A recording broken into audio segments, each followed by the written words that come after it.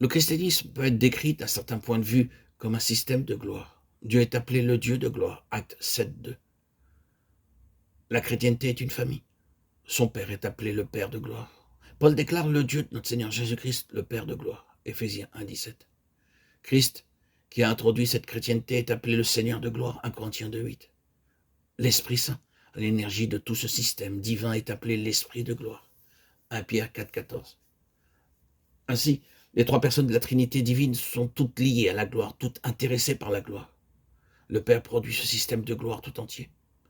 Il émane de lui comme Père.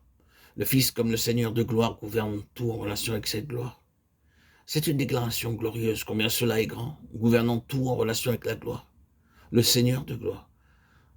C'est pourquoi nous avons dans notre Bible le recueil des activités du Seigneur de gloire. Les situations et les faits semblent à première vue prouver le travail du diable. Tout ce travail diabolique inspirant et stimulant les hommes, les situations sont si difficiles qu'elles paraissent désespérées.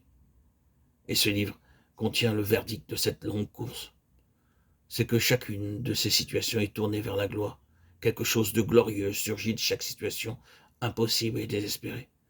Le Seigneur de gloire voit cela. Oui, il y a beaucoup de consolation dans ce titre. Le Seigneur de gloire. L'Esprit de gloire est ainsi appelé par Pierre. Et si vous regardez le contexte, c'est cela. Ce sont des croyants qui passent par des dures épreuves. Ils sont persécutés, ils sont incompris, ils sont calomniés, ils sont dépréciés. Et Pierre dit, c'est très bien si vous acceptez cela humblement, si vous prenez cela sans amertume. L'Esprit de gloire reposera sur vous. C'est ainsi que les croyants dans l'adversité découvrent qu'au milieu de la persécution et de l'opposition, une joie inexplicable se manifeste, une paix merveilleuse et profonde. Les persécuteurs lancent leurs pierres, où ils peuvent faire autre chose, et cependant, il y a la gloire dans les cœurs. C'est l'histoire de beaucoup de martyrs, de beaucoup de serviteurs ou d'enfants de Dieu mis à mort. L'Esprit de gloire. La gloire n'est pas liée à un certain lieu où nous pourrons aller, bien que la gloire puisse être dans une sphère dans laquelle tout est glorieux. La gloire est aussi pour nous maintenant. C'est une partie de la vie, même que nous avons maintenant reçue. C'est l'essence de Christ, comme étant en nous l'espérance de la gloire. C'est la nature même de ce que nous avons reçu par la foi en Jésus-Christ.